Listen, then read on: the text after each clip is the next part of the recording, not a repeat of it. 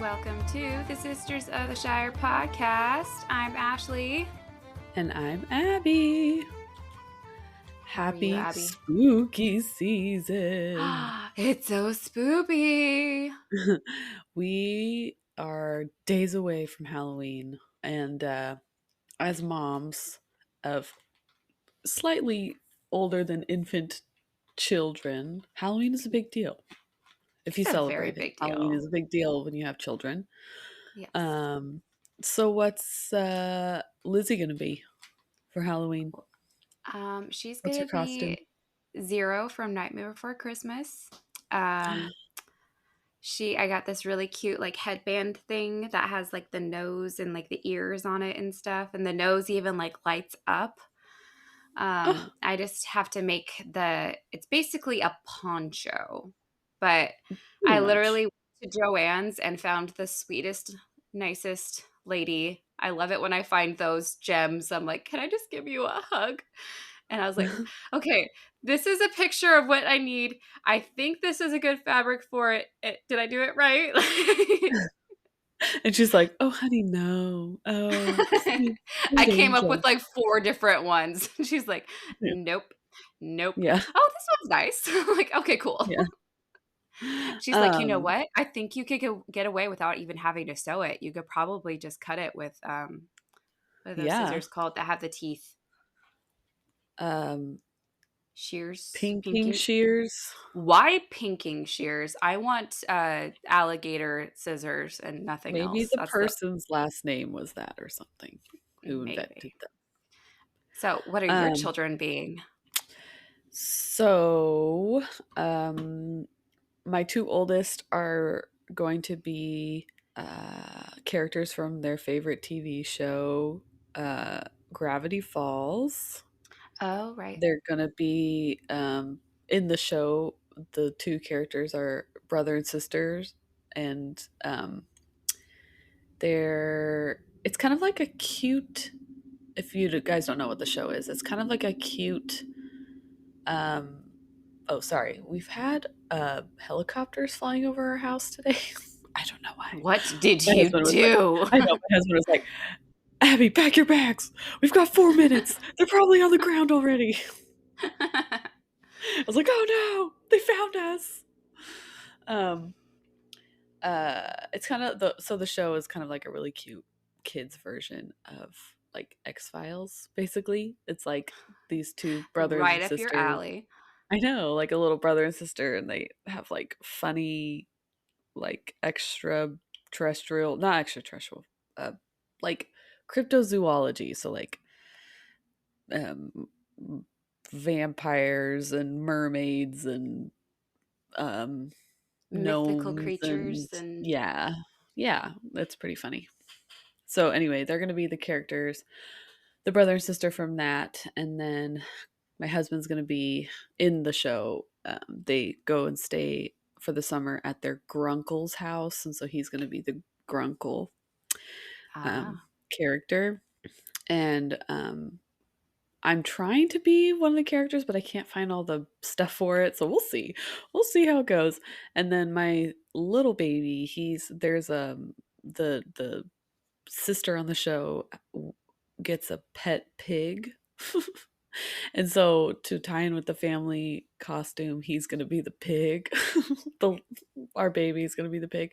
But then he has another costume because we're going to a Halloween party, and so I wanted to make him another costume because he's at the age where he just has to do whatever I make him do for Halloween.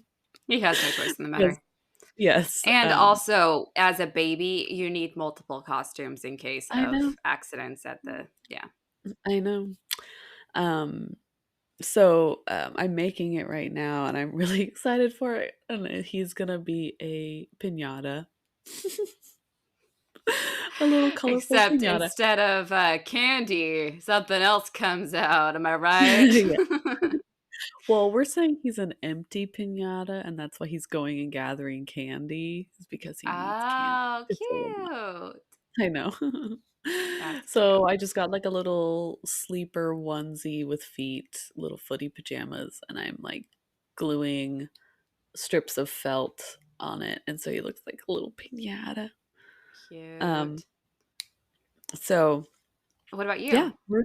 oh, I'm like I said, if I can find the uh costume for to fit in with our family costume, then it would work really well. Um, but I'm struggling because she wears a certain type of hat, which isn't very common to find. So it's Ah, like it's hard. It's hard. But got the it. kids are like, "It's okay, mom. If you don't be her, you can be this other character." And the other character is like, um, you know those like in like cartoons or like satirical movies where it's like the Greta or um like like You- the big Norwegian lady like with like the Helga? braid. Yeah, like Helga, like that kind of thing. It's like that. So something from like How to Train Your Dragon? Like one of those Yes, but it's a Viking little kind of. girl. It's like a little girl, but she's not little. She looks like a linebacker, but she's supposed to be a little girl, and her name is Grenda. Uh-huh. Yeah, that And she makes taught, sense. and her voice on the show is just a man's voice. Like they Of didn't even course. try. They didn't even try to make it like a girl. It's like a completely just man's voice, and so they're like, "You could just be her." I'm like, "Why did you guys automatically go to that character for me?" Especially for you. You're like so petite and It was just so funny. I was like, "Okay, I'm not offended. thanks. I'm Oh, not offended at children. all." Oh, children. So in the um us talking about making this episode today, you were saying that it fits into spooky season, spoopy season, because you said it's Yes. going to be a really fun episode, but it's also a little spooky. Yes. So just in I time for wouldn't the call this holiday. did I say fun? I meant fun's maybe not the Exciting. right word. It's exciting. Yes. Exciting. Exciting. And I'm still excited. Oh my gosh, do you Yeah. remember that? No one else in the world will remember that SNL skit, but that like back when the days where you had to like record on your VHS, we had this like SNL like compilation VHS that Abby and her sister Kylie and I would watch like nonstop. Yes. Chris Farley and Adam Sandler. Yeah. R.I.P. Chris Farley. Anyways, so last Holy week, cannoli. lay off, man, I'm starving. We could go on and on and on. Uh, yes, Okay, yes. so um, last week, do you want to do the recap? How much do you remember? Um, the parts that stick out to me is that Galadriel was still hanging out in Thingol and Yeah, yeah. Melion's like castle, cave castle thing. Hmm. Um, and Melion. Am I saying that right? So it's Melion. spelled Melian, so it's more like Millian. Melion. Yeah. Um, was like, Galadriel, I haven't been out. Just been kind of stuck inside all this time. What's been going on, girl? What's happening out there? And she's like, ooh,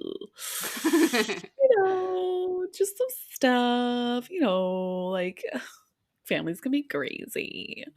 Um, we moved. That's a big deal. We moved to a new place. I'll send you the forwarding address, I promise. But we have a new place, and she's like, "Oh, was that it? Are you sure? Are you sure that's everything?" And she's like, Why did "Mm, you move? What caused that to happen? yeah."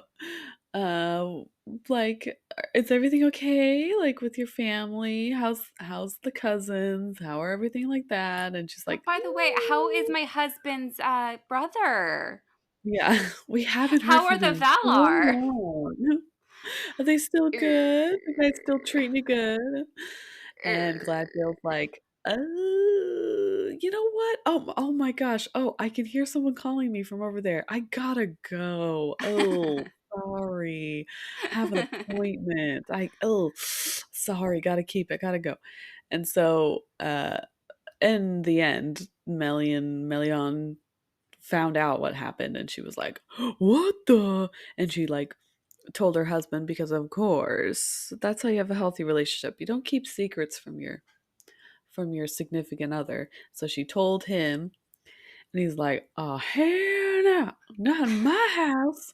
And then they said to Finn, no, Rod. Finrod, Rod. Yes. Finrod, um, Galadriel's brother, who was also there visiting, was like, you guys broke the rules, so you don't get to hang out in my cool castle. And so he kicked him out. And he also said, also, you cannot speak this language Oh, anymore that yes. you've been speaking. Good You job. have Yeah. to you have to speak this one now because that's a punishment that evidently is a thing. I don't get that, but okay. He's like, yeah, you don't get to speak that anymore. You can only speak um, Sindarin. Sindarin, Yeah. and you don't get to Sindarin. speak Yeah. Quenya anymore. And Quenya, Yeah.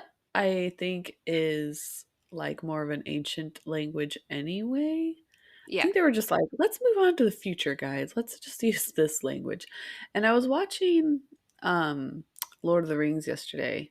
I'm just going through the whole trilogy. I finished The Hobbit, so I'm doing the Lord of the Rings now.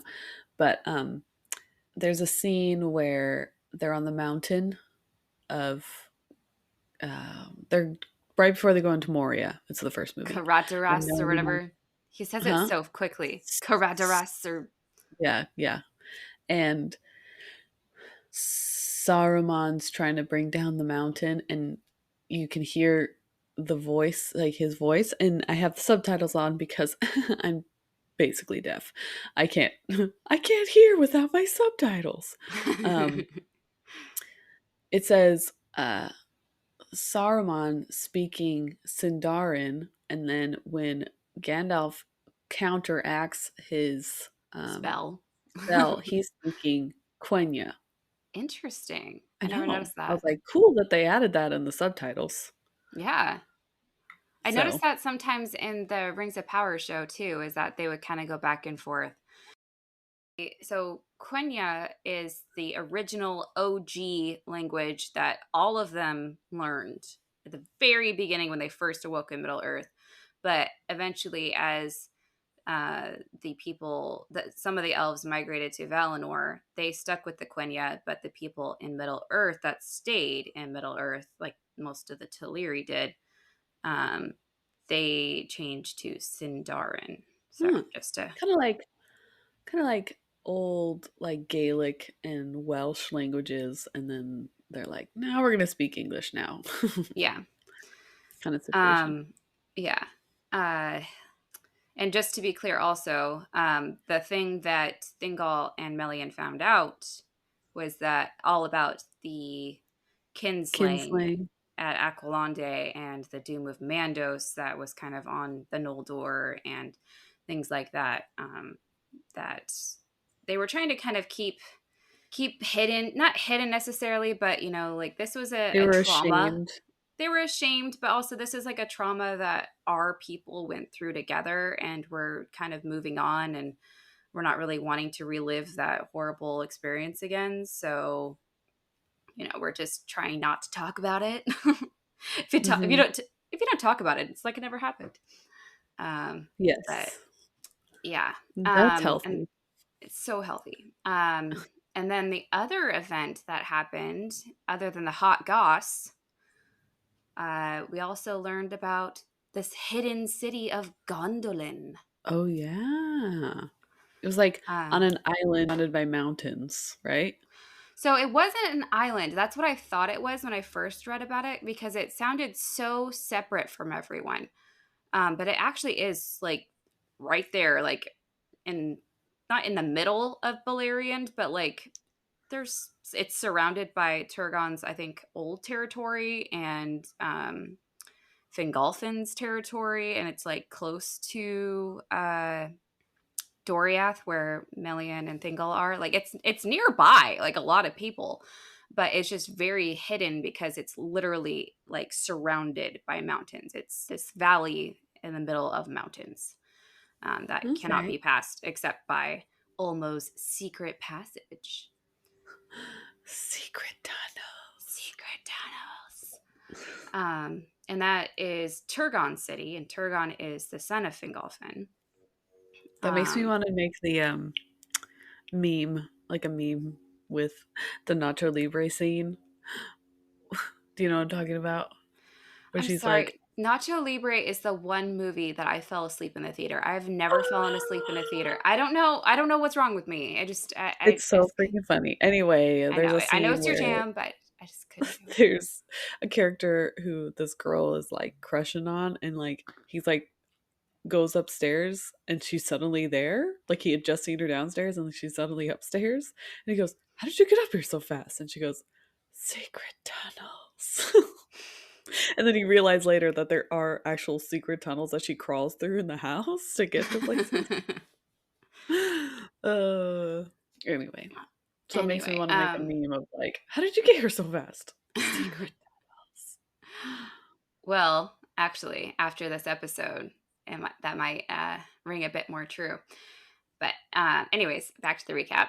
We also got to hear about Olmo's ominous warning that they shouldn't love the works of their hands too much, and you know they do have the doom of Mandos still on them. So eventually, if that comes uh, to light, I guess, then there will be a savior that will come and save them, and he will know that he is their savior because he's going to Of have his this special special, yeah, armor, right? armor and sword that Turgon is actually going to like leave for him somewhere in this special spot, and yeah, which I love that. Cool. I love that piece of It's like a little intrigue. scavenger hunt. Yeah, or geocaching. Yeah. Oh, Also, we learned the sad fact that Finrod oh yeah. learns that he's gonna die Yeah, I wasn't sure somehow, if we should which talk about that just because it's so sad.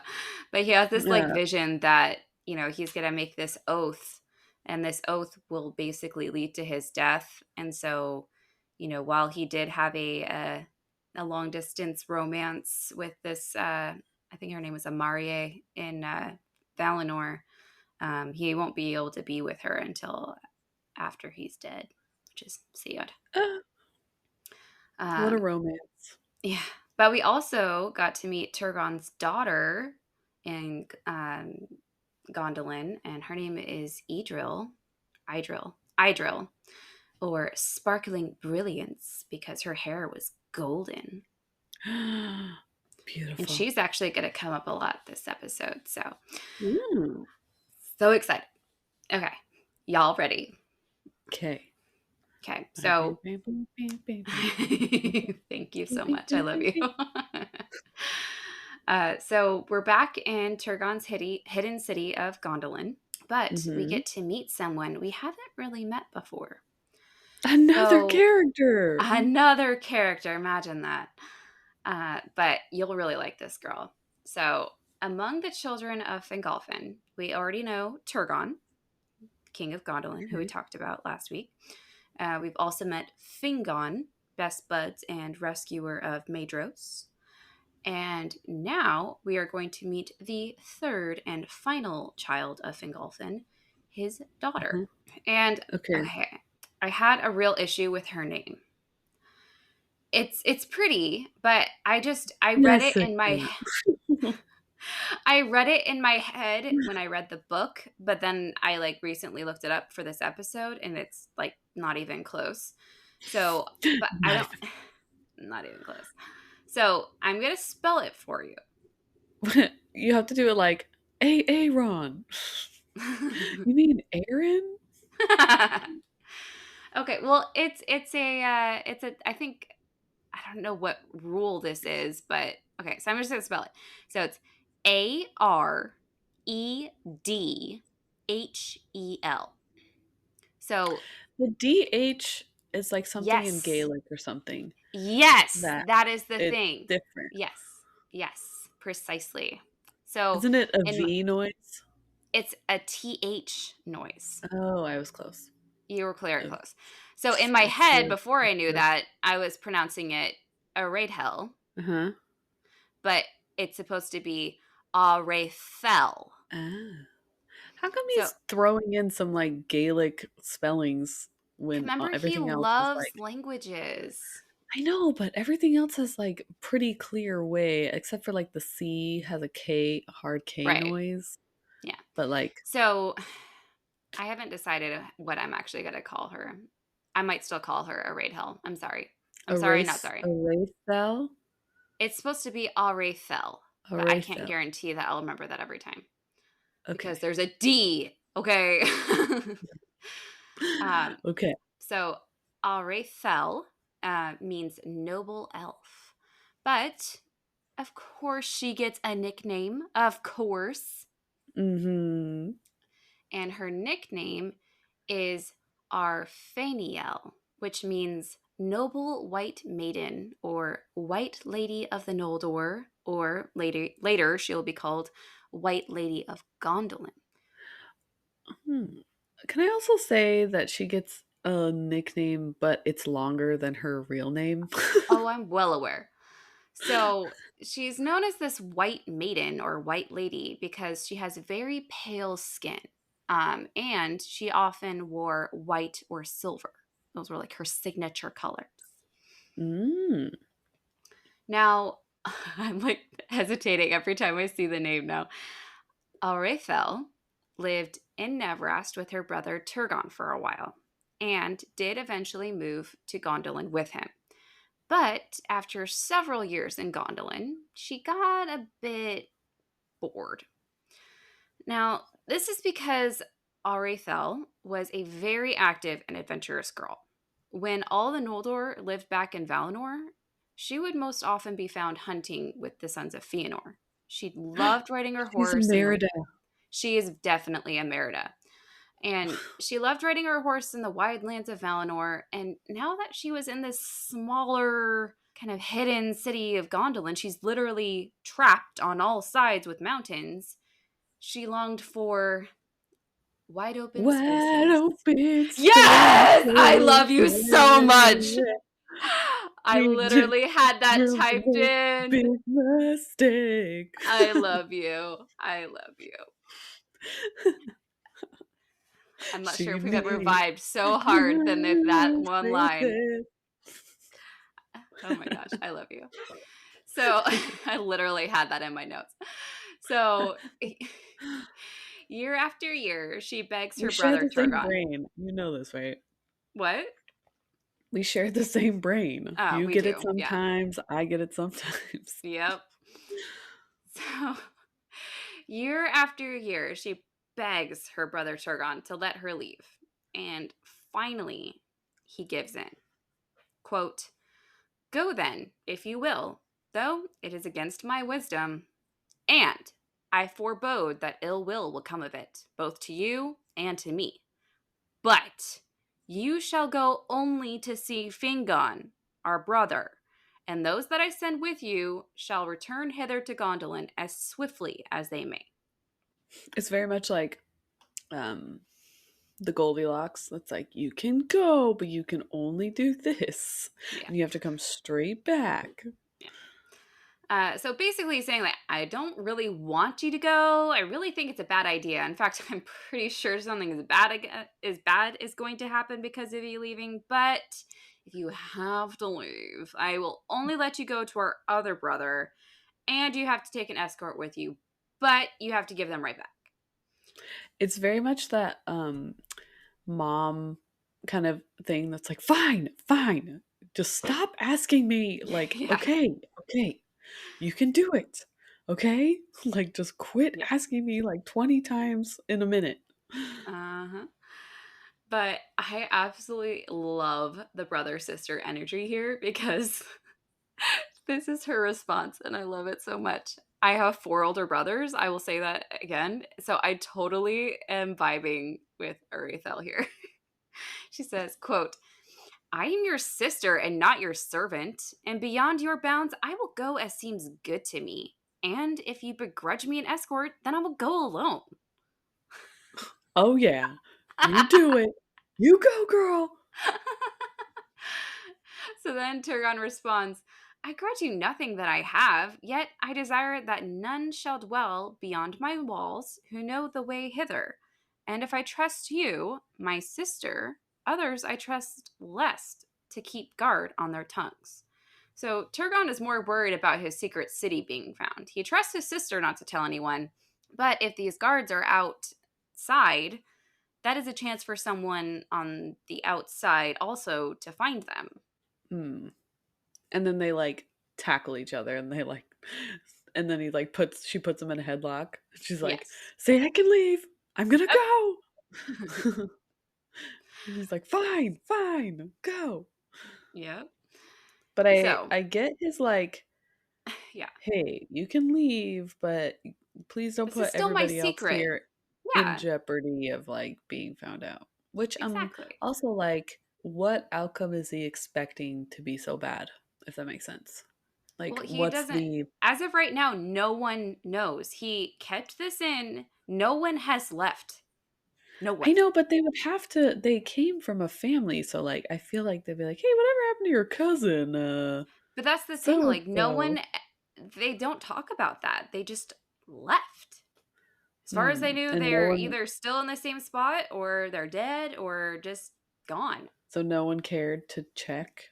No, which is weird. Like, it doesn't mention That's that. probably Like, why they're like, not "No even one his father. cared." Yeah. No one even cared that I left. It's very much that, like, energy of, like, a kid that's like, "I'm running away," and then they're like, "Fine, go," and he's like, "Really? You're not You gonna like guys stop you me? guys gonna care, or"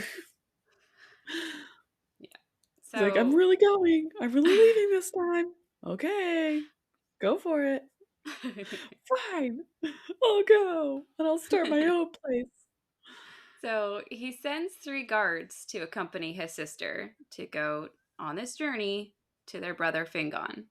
And he even warns them to be extra careful. You know, his sister might be a strong and independent woman, but she doesn't really know Middle Earth all that well yet, and there are lots of possible dangers on the journey. Mm. So, Aredhel, sorry, and her guards leave, but as they get going on their journey, Aredhel decides, you know what? I'm not going to go see my brother Fingon. Instead, you know what? I want to see my cousins, the sons of Fëanor, instead. The Oh, only no. Oh, girl, no.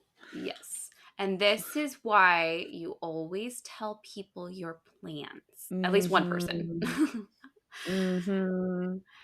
The only problem with that is, if you remember our Balerian Risk game board, we have Mhm. Gondolin in the northwest and the other Okay, let lands me of pull it up on my Fingolfin. phone. Okay, yeah. Let me figure this out I so I can posted look it at fairly recently, a Take a map at pause, least. everybody who's not driving, pull it up on our phone, go to our Instagram, and it's about 3 posts back. Okay, I see it. Okay. So you see the which one do you have, the color one or the black and white one? I think the The color black and one's white one. better. Okay, go to the I color have a black one. one. Oh, fine. That one is like Okay. 6 posts back. Okay. So we have that little circle with Turgon in it. That's blue. Okay. That tiny little circle. That's Gondolin. Okay. See how it's like still in the middle of everything? Like it's just so yeah. Um so she's supposed to be going west to her brother Fingon. But instead, she wants to go visit Caligorm and Curufin. They're on the east. Okay.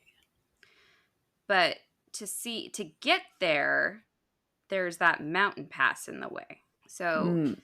she has to go south through Doriath, where Thingol and Melian's thing is. So they start heading that way, but they actually are denied passage. You can't travel through Doriath unless you are a Sindar or if you are related to King Thingol. He doesn't let just anyone Oh. in, even just to travel through. He's kind of rude that way. So Mm. After traveling south for a bit, trying to pass through there, they're forced to go back up north and take that tiny sliver of passage there between Doriath and that mountain pass. Yes. You with me? Yes. Okay. So, unfortunately, this little sliver, it's called Nan Dungortheb, or the Valley of Dreadful Death. Cool. And that little mountain Sounds range there, beautiful. that's called Arid Gorgoroth, or Mountains of Terror. Hmm. Does that sound Sounds familiar? so gorgeous. Is that what they put up? They like built, right? No. They like No, built this it is high. Ungoliant's former Oh lair. yeah. Yeah. So this is where Ungoliant used to live, and now all of her evil spider babies live there. Oh no. And here's where things start getting spoopy. Trigger warning So, for anyone who hates spiders. yes, very much so. Okay. Okay. You can't go anywhere, sorry. Okay. So, not only are Ungoliant's, quote, hideous offspring living there, but also all of their, quote, dark webs among the dreary hills. Ew. This place is They decorated literally for just, Halloween. yeah, it's literally described as being haunted. Ooh, Yeah. cool. All right. And you ready for this part? No, but okay. Quote, as they drew near to the evil region, the riders became enmeshed in shadows, and Aredhel strayed from her companions and was lost. They sought long for her in vain, fearing that she had been ensnared or had drunk from the poisoned streams of that land. But the fell creatures of Ungoliant that dwelt in the ravines were aroused and pursued them, and they hardly escaped with their lives. Oh my gosh. Thinking of a spider being able to like outrun a horse Uh huh. is not okay with me. Uh huh. But, I feel so bad for these poor guards. They probably didn't want to leave their rat hidden city of Gondolin. And now they have to escort this headstrong princess to wherever she wants to go. And now we're in this creepy forest with all these nasty spiders chasing us. So, I mean, I'm sure they tried their best, but I completely understand them giving up on trying to find her. They're like, you know what? We did our best. We tried. We can't say we didn't try. Yeah. She seems like she can handle some things. I'm sure she'll be fine. She'll be fine. She'll be Let's fine, yeah. go. But to make matters worse for these poor guards, now they have to go back to Gondolin and tell their king what happened and that his sister is most likely dead. Cool. Quote, there was great sorrow in Gondolin, and Turgon sat long alone, enduring grief and anger in silence. Okay. So, So he must blame himself. Like, I shouldn't have let her go. But, that that girl's big going to do brother, what she like, wants to do. dang Yeah. it. Hmm. Oh, that's sad. However, Aredhel, who did not die. What Who did, did not die? what did I Oh just quote? yeah. What Oh did I just my quote? god. It's from Muppet Christmas Carol. Duh. I love you. So she couldn't find her escorts either. But instead of turning around and giving up, like I'm sure most of us would do, she decided to just keep on going through that crazy, creepy valley. She's a headstrong girl. Uh huh. Quote, for she was fearless and hardy of heart, and she held on her way. She's a Merida. She's got Mm-hmm. that Merida Mm-hmm. spirit, Yeah. but And also way braver than me. I would not be able to do that. No, thank mm-mm. you. No, thank you. And this girl is such a bad A. She makes it through. She makes it all the way to where Celegorm and Curufin live. Apparently, these were like her favorites of the Sons of Fëanor. Plus, they also look like they're the closest. True.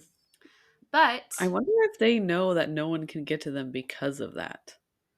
I don't They're like, we haven't had visitors in years. know. It's like, That's maybe how they like it, though. I don't know. But Celegorm and Curufin aren't home. They're off riding somewhere with their brother Caranthier in the far east. But she's Mm. welcomed by their people all the same. They make her, feel at home. And she actually stays here for a while. And she's, happy. She's able to wander free among the woods like she used to. Is However, for time a while in passed. elf is for a while in elf terms like years? It never specifies, so I say for a while. And that could mean a years, that could mean a decade, it could mean centuries. It doesn't tell me, so I'm not going to tell you. And they don't see her then? Like they don't. Nope. So years pass and they still aren't back yet. And she's starting to feel bored and restless again. So now she starts going for horse rides throughout the land. She that's what she wanted to do. Right. Quote, and took to riding alone, ever further abroad, seeking for new paths and untrodden glades. And before she was aware, she was enmeshed in Nan Elmoth.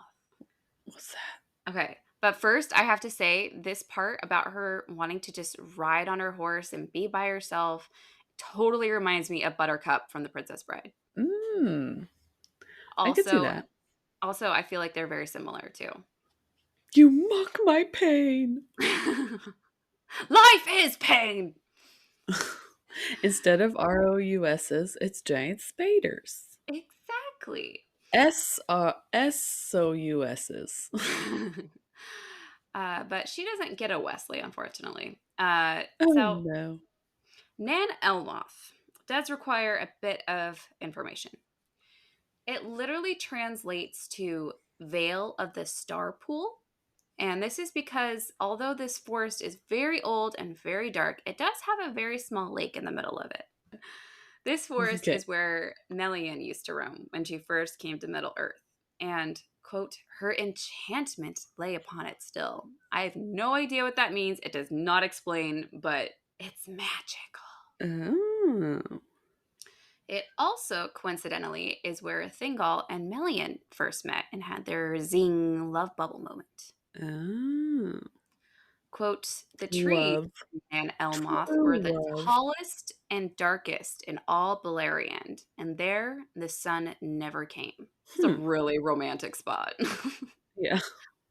So I'm Do picturing you think they like couldn't see each other and then like they're like, oh, another person, and they're like, I love you, and then they get out into the sun and they're like, ooh, well, I Guess I'm guess. stuck with you now. Yeah. That's why she changed him. Yeah. Oh. Uh-huh. So with this forest, I'm picturing the forest in the beginning of Sword in the Stone. Just very dark, very full of trees, kind of Mm. creepy. So Mhm. who would live in a dark forest like this? Uh, something scary. Kind of. Something. Something. One elf has decided to make this his home. And One. Just his, one. just one. And his name is Eol. Ale. Uh-huh. It is literally Eol. Eol. Ale. Eol. Okay. Quote, and there Eol dwelt, who was named the Dark Elf. Of old he was of the kin of Thingol, but he was restless and ill at ease in Doriath. And when the girdle of Melian was set about, he fled thence to Nan Elmoth. There he lived in deep shadow, loving the night and the twilight under the stars. Oh, so he's like a hermit. Yes. Uh, so he really likes, yeah, like a hermit to keep to himself here. He doesn't really like the Noldor. In fact, he thinks that they are the reason why Morgoth returned to Beleriand and caused so much agony and trouble for everyone, which So he isn't went off true. grid. So he went off grid, yeah. And he actually doesn't even really seem to like other elves that much. His real friends are the dwarves, believe it or not. Hmm. So dwarves would often pass by Nan Elmoth on their way to trade other places. So Eol got to know them pretty well. He was even invited to visit and stay at these ancient mansions of Nogrod and Belagos, which were like two of the main dwarf citadels at that time. Huh. Which is, I mean, as we have They're learned like about dwarves. They're very exclusive. Like they don't just let any elf in. So they like bring him in. He's like, no man, he's cool. He can come in. he can come in. And there he actually learned a lot about metalwork and became pretty good at working with it. So much so that he made a specific new metal that was as hard as the steel of the dwarves and yet so malleable that it could be made thin and supple. And it was even resistant to all other blades. Oh, This special metal he called, vibranium. I know, right? That's what it reminded me of. Thank you. I could not place my finger on it. This special metal he called Galvorn, which basically translates to shining black because the metal was black and shiny as jet. Cool. He even made a kind of armor out of it and wore it whenever he was abroad. How come we don't see more of that stuff? We just Right? hear a lot of like Morgoth, more gold blades or um mithril, but we don't get to hear about this cool stuff. Right? And it doesn't like explain what he did different, if there was a special ore he used, it doesn't explain. Huh. So Ale, just to kind of paint you a picture, so he's actually quite tall, and I'm sure he looks even taller because his main friends are dwarves, so in comparison. Yeah. Uh, he's always clad in this black, shiny armor. I'm not sure if it's like Cool. full on armor or just kind of like a Like a strip chess mail. piece and a Yeah, exactly. Quote, noble, though grim of face, and his eyes could see deep into shadows and dark places. cool. So I can't quite like I don't I'm trying to come up with like a comparison of what he would look like. Like is he really pale from not going out in the sun and maybe his eyes are kind of a bit bigger, you know that sometimes that happens when you don't go out in the sun. Uh-huh. Um or some artwork actually portrays him as having like dark skin and just like really kind of harsh features. I can't Hmm. like, oh yeah, he reminds me of this guy from blah blah blah. I have no one in my head for this guy. Huh. So let me know if you think of someone as we are going through because Okay. I got nothing. So we have Aredhel riding through this dark ancient forest, and we have Eol who just happens to live there. And when Eol happens to see Arethel's pale white face among the dark trees, immediately he desired her for very fair she seemed to him. Hmm. So then And he must not be very fair if he thinks that she's right, that's why I'm confused. fair. Like, yeah. And it doesn't Hmm. quite explain here how, but apparently he somehow sets up some kind of enchantments around Arethel so that she just keeps getting more and more lost in this forest. But Whoa. coincidentally, she's also getting closer and closer to Ael's home. Imagine that. Hmm. Quote, Cool, there were cool. his smithy and his dim halls, and such servants as he had, silent and secret as their master. And when Arethel, weary with wandering, came at last to his doors, he revealed himself, and he welcomed her, and led her into his house. And there she remained, for Ale took her to wife, and it was long ere any of her kin heard of her again. Jeez.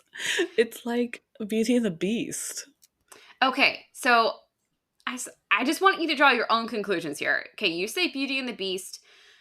I this scene is a bit uh it's mysterious. It's every other first meeting or descriptions of relationships. I feel like there's this epic zing moment or they had this adorable description of their love for each other. With Ael and Arethel, I do not feel that at all. It's And very like, "You will be mine," and she's, yeah, like, under a spell, and she yeah, can't choose for herself. Not right, a great look, dude. right. Not a great look. Yeah. Red In some flag. in some online conversations I've read in the past, they discuss this scene as like the closest that Tolkien ever comes to for lack of a better word, rape or like a lack of consent relationship. Like kidnapping and brainwashing and Yeah. like Um, not a yeah, not a consensual relationship. It's yeah, like he sees her more of something to own. Like I exactly. want Yeah. that. Yeah. Now, if we were reading a Game of Thrones book, like 12 rape scenes would have happened by now, but not in Tolkien's universe. This is the closest he will come to any type of a rape scene, which See, I that's why find I'm leaning towards more like Beauty Beauty and and the the Beast. Beast Yeah. because like he's like you're my only chance. You're the only one that I've like has ever come close enough. I'm Yeah. not going to lose you. Yeah. Um and I'm awful towards you and I'm not the best, but you'll come to terms with it and love me eventually Yeah. And because you can't I'm escape. mainly I'm mainly pointing this out just because this is a very different relationship than we have seen in any of his other works. And it makes me wonder where he got the inspiration for it. Or why he needed to add it. I don't Right. get that. It is kind of reminding me of, and this is not exactly close, but just kind of finish my thought here. Some kind of like a dark and mysterious, like older man, not older man necessarily, but coercing like a young, naive girl. Maybe she's his Yeah. first, she's, yeah, her first. He is her first. And Hmm. maybe she got pregnant, and because of that, she feels forced to marry him. You know, it's not Yeah. a marriage of love. It's more about his possessiveness and her need to like cover her mistake or to get the right label or something. That's kind of the vibe I was getting. Or it also kind of reminds me of um he I don't know. I feel like in that age of like Tolkien, um like how he grew up in like the time of that time era, Mm-hmm. like it's like a little bit more it was a little bit more common for men to be like I just need a wife. Like you know what I mean? Does that make sense? Yeah. Like Yeah. to be like I need this person in my life to fulfill this like needed social norm. I don't know. You know what Yeah. I mean? Yeah. Like, Yeah. and back then, it wasn't uncommon to have pairings that were not like love Yeah. filled or You know who love it does remind me of? forward. Not like Hmm. not like physically or anything, like it isn't, but I'm thinking of the time era and I'm thinking of Downton Abbey.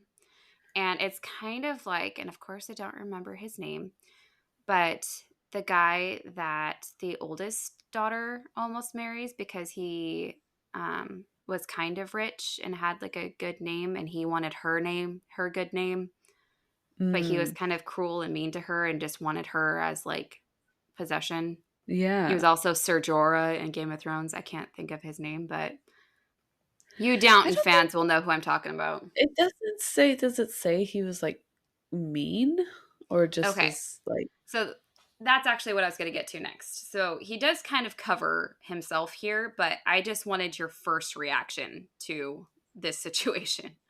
I'm going So, with the like family friendly. It's like Beauty and the Beast. okay. So, quote, it is not said that Aredhel was wholly unwilling, nor that her life in Nan Elmoth was hateful to her for many years. For though at Eol's command she must shun the sunlight, they wandered far together under the stars or by the light of the sickle moon, or she might fare alone as she would, save that Eol forbade her to seek the sons of Feanor or any others of the Noldor. Okay, if So, there's forbidding going on, right. that's a red flag. Yeah. So it's kind of consensual. Like it does sound like she and him at Wants to least be kind of there. she is at least they're bonding over their love for kind of wandering the forest, and he's showing her maybe the more of the twilight side, you know, like Mhm. not that kind of twilight, you know what I mean. But there's no talk of love or she was so beautiful or he was so wise, or there's just no description words, which I find kind of disconcerting. Mm. So, despite this odd pairing, they actually have a son together. That's a healthy relationship to bring a child into. Uh Yes. huh. And at first, Arethel decides to keep her name for her son a secret. She just kind of keeps it in her heart. And this is because it's in the tongue of the Noldor or Quenya, which is forbidden, especially to her husband who hates all the Noldor. But she names him Lomion, or Child of the Twilight. Oh, that's Yeah, pretty. yeah. Ael, however, does not name their son until he is 12. What are they? What are they? Hey, kid. Hey, Yeah. So I kind of I like delved there into this a probably no little other bit. kids though. Right. I haven't heard of this with elves, but I kind of delved into a little bit. There are, of course, traditions and history of some cultures not naming their children until they're like, okay, he's probably going to live. Like, why name Yeah. something that might die? Just because the infant mortality was really bad in the throughout history. But I haven't heard of it for 12. Like, but I also vaguely, and I have nothing to substantiate this, but it sounds very familiar to me of like a Native American kind of a tradition. Like, Mm-hmm. we'll call They him, earn your name. yeah, we'll call him like the baby or the kid until he earns his name, or something about him becomes more personalized, I guess. That makes sense. Yeah. I So mean, people have naming regret. They're like, that's true. Yeah. I named you this, but that's not really you at Yeah. all. So, what he decides to name him, though, is kind of interesting. He calls him Meglin, which means sharp glance. Ooh, Quote, for he perceived that the eyes of his son were more piercing than his own, and his thought could read the secrets of hearts beyond the mist of words. dang. Yeah. He's got a glare. Uh huh. X ray vision. Quote, as Meglin grew to full stature, he resembled in face and form rather his kindred of the Noldor, but in mood and mind, he was the son of his father. His words were few, save in matters that touched him near, and then his voice had a power to move those that heard him and to overthrow those that withstood him. He was tall and black haired. His eyes were dark yet bright and keen as the eyes of the Noldor, and his skin was white. Well, he sounds like an only child with his attitude. Uh huh. So maybe on the outside he looks Stubborn, more always like gets his his, way. yeah. So maybe he looks more like his mother or the Noldor on the outside, but on the inside he sounds more like his father. Mm. And he actually even starts going on little father son trips with Ael to visit the dwarves. And Oh, there he is eager and loves to learn anything that they would teach him. But above all cute. the things he learns, he loves finding ores of metals in the mountains. They teach him how to do that, and he just takes to it. Mm. So, despite him maybe sharing the skills and personality of his father, he was definitely a mama's boy. And anytime his dad was out of the house, he would beg his mother to tell him stories of the Noldor, of Valinor, of her father Fingolfin, of her brothers. He just wants to hear everything. And And he no one's even looking for takes her. They special think she's note. dead. They think she's No dead. one's looking. Yeah. Oh, okay. Nope. Yeah. And he even takes special note that her brother Turgon, remember he is a widower. His wife died on the Helcarax. Poor thing. Uh, he only has one daughter, Idril, and therefore he has no heir. Interesting. I'm just gonna note that for I'm later. just gonna jot that down. Yeah. Put a pin in that for later. Uh huh. And telling her son all these stories of her past life, Aretha begins to miss her family and questions how and why she could have ever gotten bored in such a beautiful place as Gondolin. Oh, regret. Oh, Side note, going back to the thing about naming him at 12 years old, do you really Yes. think 12 years is feels long to an elf? They probably are I was like, wondering that too. I've "Well, always wondered. I want more information on the lifespan of an elf. How long are they well, babies? How long are they toddlers? How long are they I read teenagers? this crazy thing that like they're pregnant for like a crazy long time. I heard that Like too. like Yeah. something Like 3 years weird. I or might be off something. like Yeah. they're like 9 years or something. And it's Oh, like, weird. what? Yeah. I would jump off a cliff if I was Uh-huh. pregnant for 9 years. Yes. However, among all of her stories of Gondolin, Aredhel never told Maeglan how to get to Gondolin, and he tried to get it out of her every chance he could. He's maybe he doesn't like it there. He's probably the only kid Mm-hmm. other than like dwarf kids. Yeah. And more, Maeglan wanted to see these far off places and meet these sons of Fëanor and his uncles and his grandpa. And he just wants to see these things. But Uh-huh. when he first brought the idea up to Ale was pissed. He's like Mother Gothel.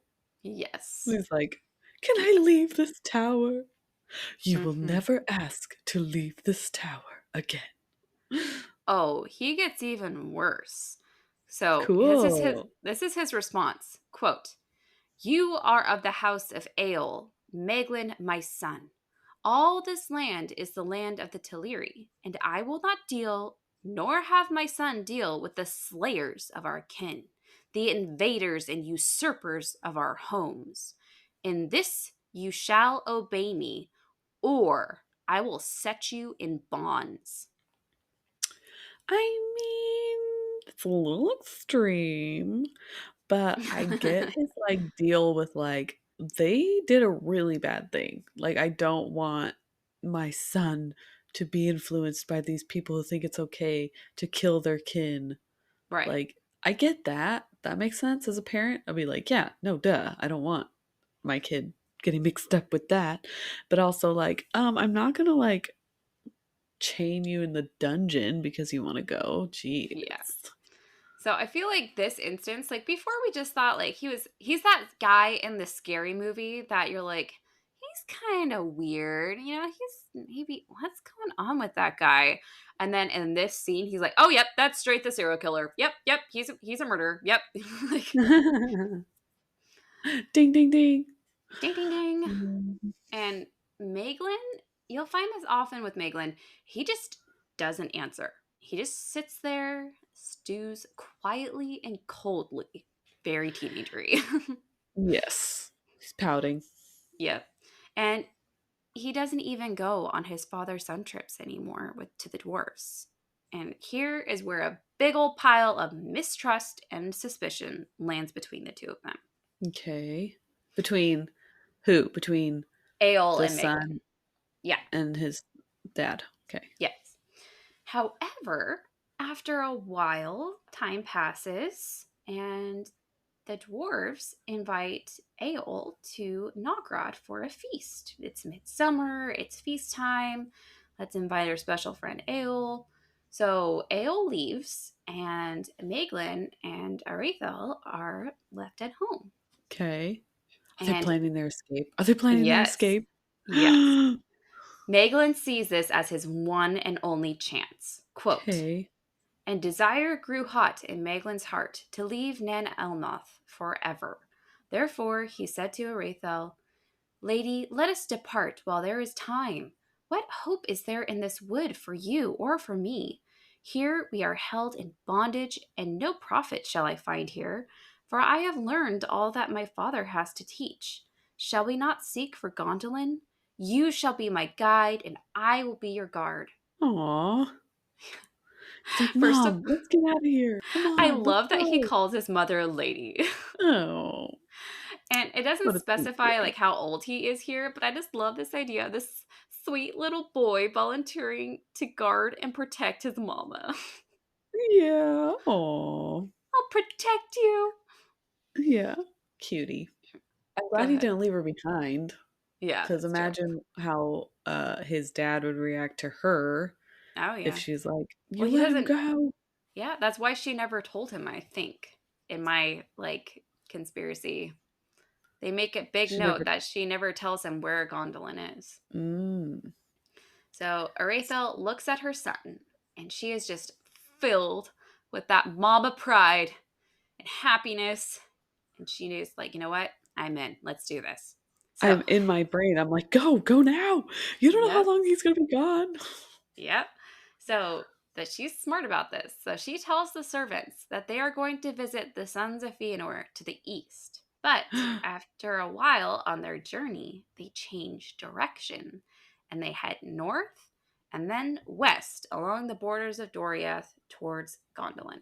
Now, it doesn't say like they must have gone through the same path, but maybe they just didn't go directly into the scary part of the woods. I don't know. Maybe there's like right along the fence line of Doriath. I don't know. Yeah. But there's no issue of scariness for that journey. Okay. And unfortunately, this is when their brilliant plan falls apart. Oh no. Because Eol, he happened to come home early from the feast. Isn't I that so knew it. I knew it. nice?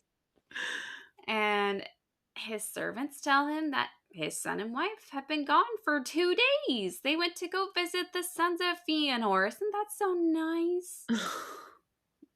No, he is I'm angry. stressing. I'm stressing. He is so angry, in fact, that he rides after them, even in the daylight. He hates the daylight. He's like a vampire, but he is so pissed. He is just going for it. He rides towards Oh. the lands of the sons of Fëanor, Celegorm and Curufin, because they're the closest ones. Mhm. And, quote, as he entered, he mastered his wrath and went warily, remembering his danger.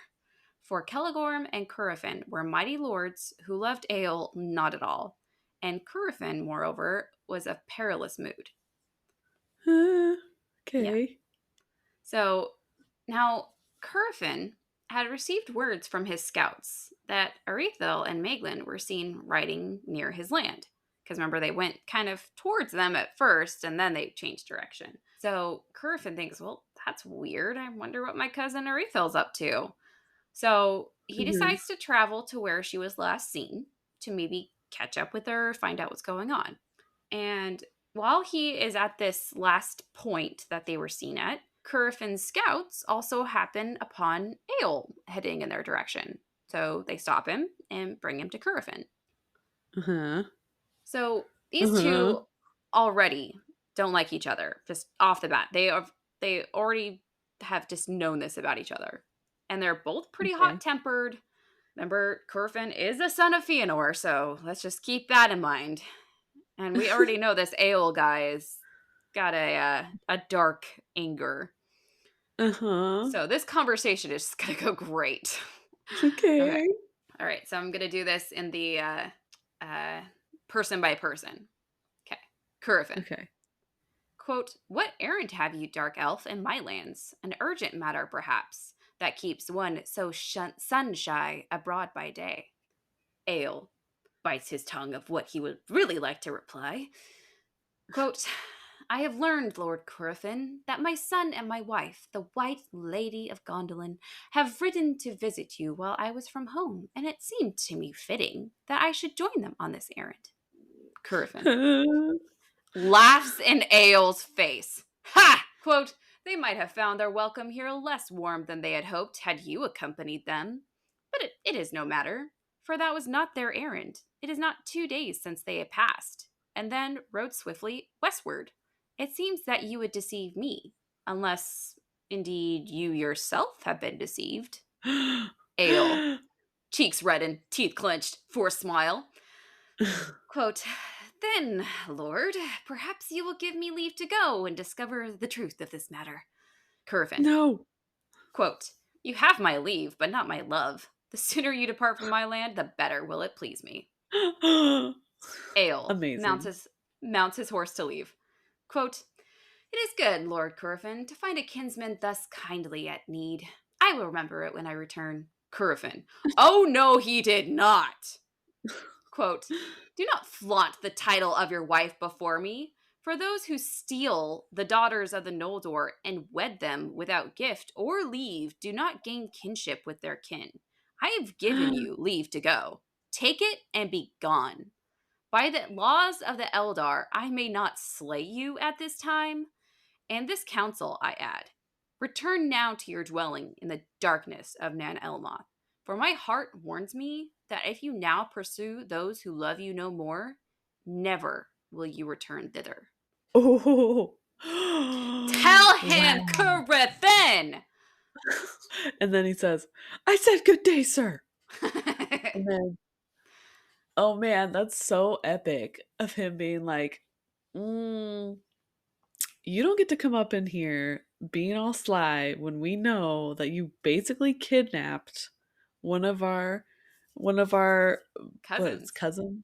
Yeah. cousins and forced her to marry you, forced her to have a kid with you, and then you're thinking like, "Oh, we're just having a good family outing." No, no. No, I know what's no. really going on here. She does not love you, and I'm not going to help you find her. So, Yes. So, amazing. right? Okay. So there might be a So, little baby coming into the room, and I apologize for that. it's okay. So, Curfin has just told off Ale. What's funny? In the Ale now most sounds epic like, way, by the way. yeah. So great. It's funny. It's also fitting. I really don't think Tolkien meant to do this, but Ale definitely sounds like a hole now every time I say it. It was meant to So be. it was meant to be. So Ale storms off, butthurt, adds Curfin to his list of Noldor elves that he really hates, and His burn quickly book.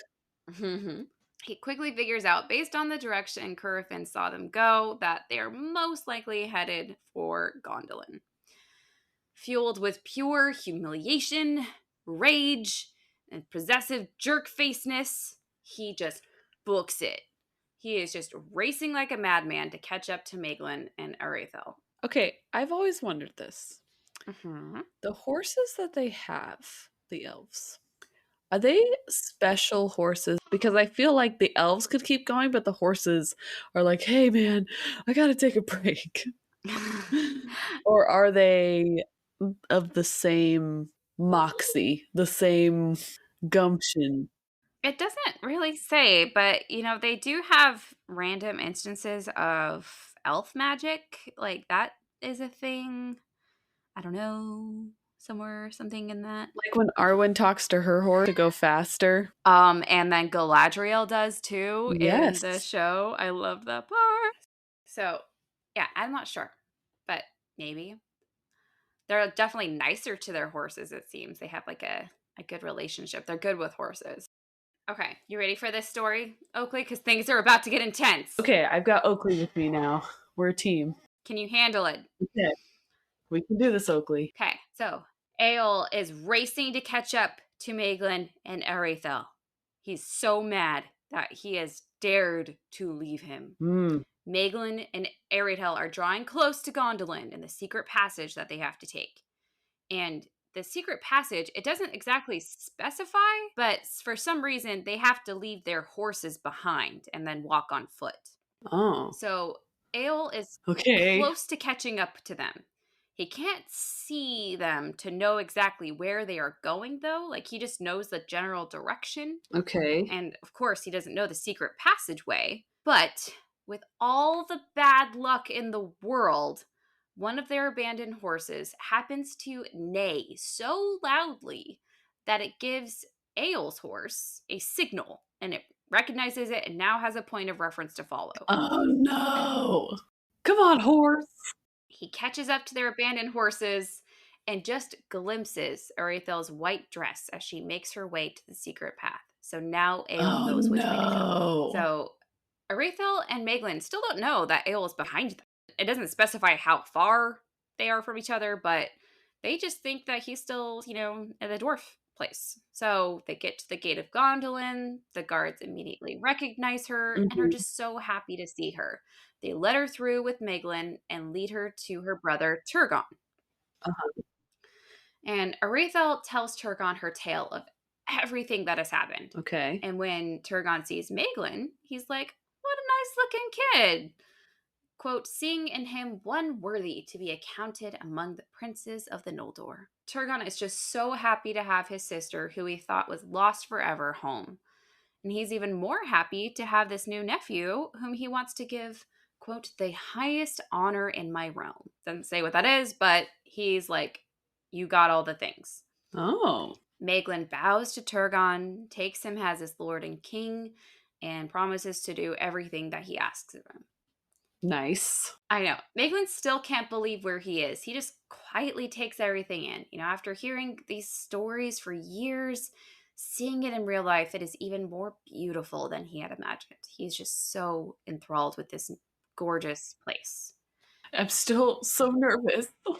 And then Maeglin sees Turgon's daughter, Idril, and he is immediately just struck by her. Quote, yet to none were his eyes more often drawn than to Idril, for Okay. she was golden as the Vanyar, her mother's kindred, and she seemed to him as the sun from which all the king's hall drew its light. Let's just hope he doesn't have his father's tendencies of kidnapping. Um, No, no. I can neither confirm nor deny, but not now, not now. So with all this happy reunion happening, Ael must have gotten lost, right? He didn't find the secret passage. He's just gave up and went back home, lived in darkness forever. The end, right? One could only hope. Well, no, because this is the Silmarillion and things are happy with, Aredhel and Maeglin. For like 2 seconds. Yeah, gotta crush that happiness. So Ael did find the secret passage, but he was taken and questioned by the guards. But when Ael told the guards that he was Arethel's husband, they were like, what? Yeah. And they didn't really know what to do. And I like to imagine the guards again, like, they don't have many visitors, not many people know of this secret path, and this is probably like their first one. And they're like, so what do we do? Like Yeah. I don't know the protocol on this. It wasn't in the binder. it wasn't in the binder. So they send a messenger to the king. The messenger comes to the king's hall where everyone is gathered and tells them that, hey, there's an elf. Apparently his name's Ael, and he seems kind of dark and creepy. He's definitely one of those Sindar elves, but he says he's Arethel's husband. Oh, and he's demanding to talk to you. Oh, and he's pretty upset. It was a little hard to keep him restrained. We haven't killed him though. We know that's against the law, of course, but man, were we tempted. Yeah. He just seems like a a-hole. Like, just getting that vibe. It's not like a great guy. So poor Arethel, her worst fear is now reality. Quote, alas, Ael has followed us, even as I feared, but Mhm. with great stealth was it done, for we saw and heard no pursuit as we entered upon the hidden way. He speaks but the truth. He is Ael, I am his wife, and he is the father of my son. Slay him not, but lead him hither to the king's judgment, if the king so wills. So I like that she covers her butt here, like we didn't lead him here. We didn't know he was behind us. Sorry. Yeah. I didn't know he was behind us, I swear. But now poor Turgon, what an awkward situation. Like, I'll let my brother the king decide what he wants to do with him. Like what's he supposed to do? Yeah. He's like in the middle of this awkward marital thing. He's like, hmm, oof. He's just like rocking on his feet, like, ooh, like, I don't know what to do Can't here. you guys just talk it out or something? Or I imagine with such a small kingdom, there's a lot of marital disputes. Yeah. We've got some great counselors here if you guys need to talk. Some mediators. So Ael is brought in and he just stands there. He's very proud, very sullen, and he looks around and he sees just the wonder and beauty of Gondolin. But instead of being filled with amazement, it just fills him with even more hatred for the Noldor. He seems like a fun guy. Yeah, he seems very Melkor in this circumstance. Like, Mm. they got pretty stuff. I want pretty stuff. How come they get pretty stuff? So Turgon stands up from his throne, walks to Eol, goes to take his hand, saying, "Welcome, kinsman, for so I hold you. Here you shall dwell at your pleasure, save only that you must here abide, and depart not from my kingdom. For it is my law that none who finds the way hither shall depart." So he can't leave. He can't leave. Oh. And Eol just like jerks his hand away from Turgon and says, "I acknowledge not your law. No right have you or any of your kin in this land to seize realms or to set bounds either here or there. This is the land of the Teleri, to which you bring war and all unquiet, dealing ever proudly and unjustly. I care nothing for your secrets, and I came not to spy upon you, but to claim my own, my wife, and my son.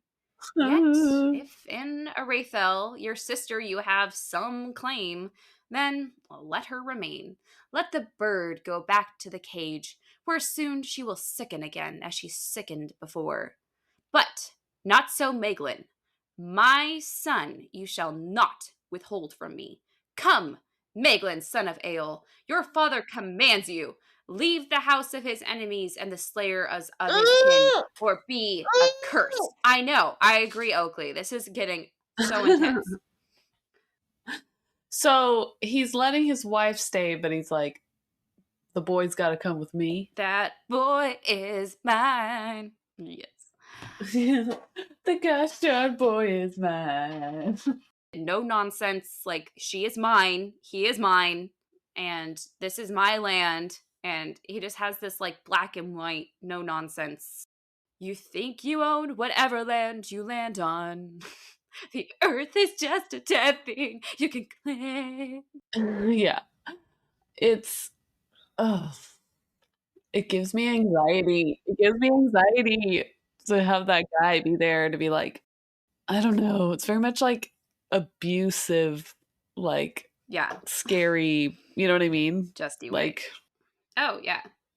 And like, people say, "Oh, the Silmarillion is boring." It's not all boring. This is like intense stuff. just like they don't want to be there, and he's awful, and him saying like, "You have to come back. You're mine." Is very like to me, which is crazy that this is included in Tolkien in my brain. For real. So during this whole speech, Maeglin doesn't say a word. He just sits there quietly. He's saying, "You need to come with me right now, young man." He's like, just doesn't say a word.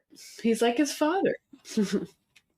Then Turgon sat in his high seat, holding his staff of doom, and in a stern voice he spoke, "I will not debate with you, dark elf. By the swords of the Noldor alone are your sunless woods defended. Your freedom to wander there wild you owe to my kin. And but for them, long since you would have labored in thraldom in the pits of Angband. And here I am king. And whether you will it or will it not, my doom is law. This choice only is given to you, to abide here or to die here. And so also for your son." Okay, you ready? Intense. Because what is Ael gonna say to that, right? He's gonna not say anything, and he's just gonna try to grab his son and run. That's my prediction. Quote, "Then Ael looked into the eyes of King Turgon, and he was not daunted, but stood long without word or movement, while a still silence fell upon the hall. And Aredhel was afraid, knowing that he was perilous." Like, he's one of those guys, like, he's not quite dangerous until he's really quiet. Like, that's when stuff's gonna go down. Yeah. The scary, like, when they go silent, and you're like, you okay? Yeah. Suddenly, swift as a serpent, he seized a javelin that he held hid beneath his cloak, and cast it at Meglin, crying, "The second choice I take, and for my son also, you shall not hold what is mine!" So he kills He would rather kill his own son than let him live among the Noldor. Like, what the heck is wrong with you? him? Ooh. That guy does not view human life as something that's like Sacred? Special? cared for. But the javelin doesn't hit Meglin. At the Who does last it hit? minute, Aredhel sprang in front of her son and took the javelin in her own shoulder. I mean, that's what any mother would do. Oh, yeah. Immediately, Eol was restrained, set in bonds, and taken away. Arethel's wound was tended to, but Meglin, he just freaking stood there, silently, watching his father being taken away. Psychological, yeah, Dang. psychologically This kid doesn't sound great traumatizing. either. This can't be good for his brain. My Yeah. father wanted to kill me. Uh, I'm just like, why didn't you try and like help your mom? He just stood there. Like, you're not worried about your mother at all? what? That doesn't sound like a good response either. Like, maybe he's like frozen in fear, he's in shock, but I don't know. I don't know. He's giving me the kid from the Rings of Power show vibes. I do not enjoy that child. Neither do I. Sorry, Theo. Not a fan. So, King Turgon wants to dole out his judgment to Eol the very next day. But for some reason, Aredhel and even Idril, his daughter, beg to show him mercy. But later on that night, it was found that Arethel's wound suddenly worsened Oh no. because although they didn't know it at the time, the point of the javelin was poisoned What? and it killed her. She died. Oh So now, no. How awful. So he was like planning to full on kill his kid. If I can't have it, you can't have it. oh yeah, yes, very Melkor like. Dang. So, filled with the new grief of the death of his sister, Turgon's trace of mercy that he might have given him, it's gone. And he sentenced him. This is how they apparently dealt out punishments in Gondolin. They're literally pushed from a cliff to their death. Oh my gosh. So they're getting ready. He's standing there by the cliff, and Meglin stood by and didn't say a word. That kid's traumatized. Yes. And at the very last minute, Eol cried, quote, "So you forsake your father and his kin, ill-gotten son. Here shall you fail of all your hopes, and here may you yet die the same death as I." Dang. Yeah. And Okay. so they cast Eol over the cliff, and he gone. He just falls into the cliff. Like, is he just, Yep. his body's Yep. just gonna be there for. Yeah. Cool. Eol's last words, they kind of were a public display of how messed up he was and how possibly messed up Meglin is. And Idril kind of takes note of it. And from then on, she just doesn't quite trust Meglin. Uh huh. Well, she's like, ooh, you came from that family? I'm not so sure. Yeah. So time passes. Meglin has to move on. And he actually quickly thrives in Gondolin. He was a quick learner, an even better teacher. He gathered ore from the encircling mountains that actually enhanced the weapons of the Gondolin army. So he's actually doing pretty good for himself. Trying to redo his name here. Yeah. Quote, "Wise in counsel was Meglin, and wary, and yet hardy and valiant at need. Thus all seemed well with the fortunes of Meglin, who had risen to be mighty among the princes of the Noldor. Yet he did not reveal his heart, and though not all things went as he would, he endured it in silence, hiding his mind so that few could read it." Oh. I feel like he's very Halbrand here. He just is very Uh like huh. in his mind the wheels are turning, but he just is kind of like, okay, yeah, that's fine, I guess. Sure. But like in his mind, he's like, no. Yeah. Yeah. So, Creepy. oh yeah. I will avenge all. He's very like you'll hear about him on a true crime podcast. Oh yeah. So there was one person that he did kind of open up to, and that was Idril. Remember, he was just immediately struck by her. He both loved her and wanted her, but it was not to be. Okay. The Eldar didn't let marriages happen with, quote, kin so near.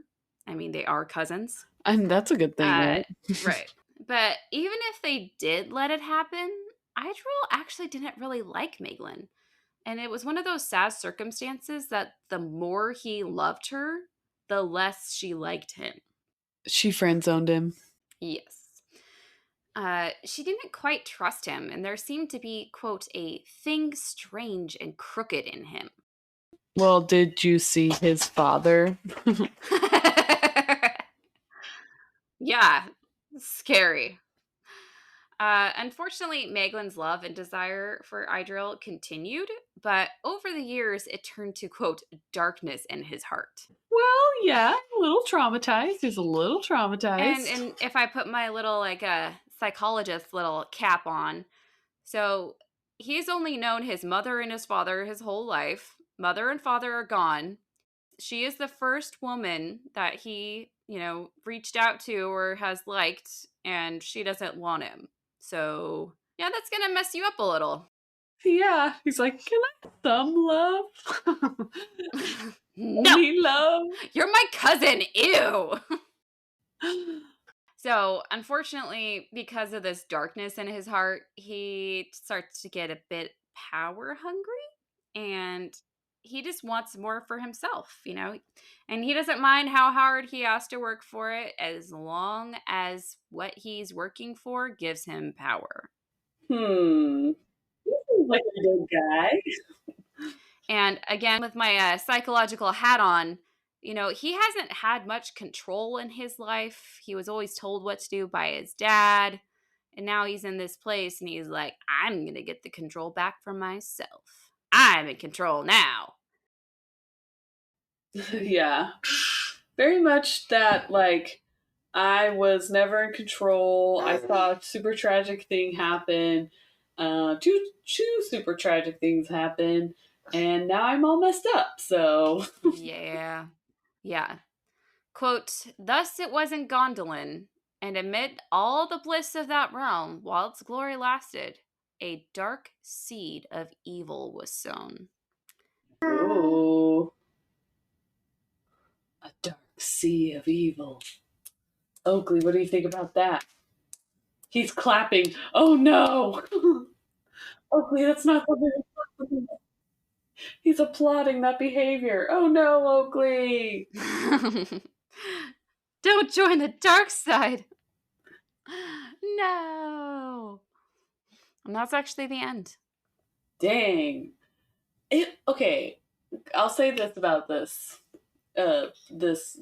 chapter or Yeah, whatever. this was an entire I chapter. feel like it it was very dramatic. It was a very good story, but I feel like it just didn't fit anywhere. Like it doesn't really like fit like as a part of the story. I mean, it's a great story, but I feel like it would could have been its own solo situation. Oh, yeah. Yeah.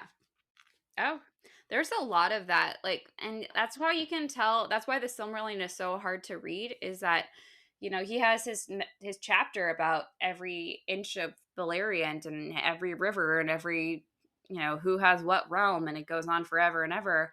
And then he has this epic story that keeps you on the edge of your seat with spooky spiders and death and creepiness, and he just like you can just tell all these ideas were separate. Yeah. He's like, I'm just gonna add this. Poor Christopher. Poor Christopher. I Yeah. know. It's weird. I mean, I love Tolkien, but like, could have done without this one, you know? You know? But Maeglin becomes important later. So Okay. Fine, I guess. you guess. I also Y- apologize for all my little squeals and squeaks from this little dude, my co-host. You mean that wasn't you? I thought it was you. Well, thanks for teaching me today. You're welcome. Do you have an elf word for us? Because if not, I have Actually, a cool fun fact if you don't. oh, okay. You can do a fun fact because I can't sit in my chair right now. That's what I thought. Okay. So I was doing some research. I recently rewatched all the Rings of Power show, and this isn't a spoiler necessarily, but it's just a cool fact. So the scene with Arondir and Bronwyn, when Bronwyn gives him those Alpharin seeds, Uh huh. I, I was recently rewatching all the episodes, and before I was just kind of taking them in, but for this part, I was like, okay, looking up Alpharin seeds. Like I just wanted to like look up every little like side thing that they mentioned, and Alpharin is actually. Do you remember in the Two Towers movie where they have those white flowers on the tombs of the Rohan kings? Uh huh. So they're also that same Alpharin is also called Symbolmine, and that is the same flower. Huh. Because didn't they say in later episodes of the Rings of Power that they plant something when they know they're gonna be death there or something? Yeah, they plant before a battle or something like that. Yeah. That doesn't make quite sense for why they're on the tombs of the Rohan kings, but um, Interesting. yeah, I just thought that was like, oh, I've seen those before. Like, we know this one. So there is your fun Yeah. fact. They go together, and it's not a Oh, spoiler. two together. Well, until next week, just remember to rate and review. You guys have actually been really awesome about that. I've seen a lot of increase on the ratings, so thank you for Cool. that. Thank you. Yeah, and be sure to follow us on Instagram at Sisters of the Shire Podcast. If you have any questions or any comments or any things you want to share, please message us. We're nice, we promise. And if you have any comments on the pictures, we try and respond whenever we can. Keep it nice, though. Yeah. Yes. Positive only. And make sure to check out our friend Albert's podcast on. I think he's on mainly YouTube. He has a video podcast. If you want a more video thing, he's at the Lord of the Rings podcast. And we hope you guys have an awesome Halloween holiday if you celebrate that. I hope you guys have fun and are safe. And I want to see if you guys have any fun costumes you want to share with us. That'd be fun. We'll put that on our Instagram stories. Anyway, so thank you for listening with us today. Thank you for being here. We love you all. Yes. Yes. Yes. And this has been the one more time. One more time. One more time. This has been the Sisters of the Shire podcast. I've been Abby. He's gonna scream again. And I'm Ashley. Oh no. Totally keeping that in. And we're so happy to be that you're here listening with us. And we'll see you later. Bye. Okay, say bye. Oh, he's waving. He's waving. Now he's silent. Great. Bye. Bye.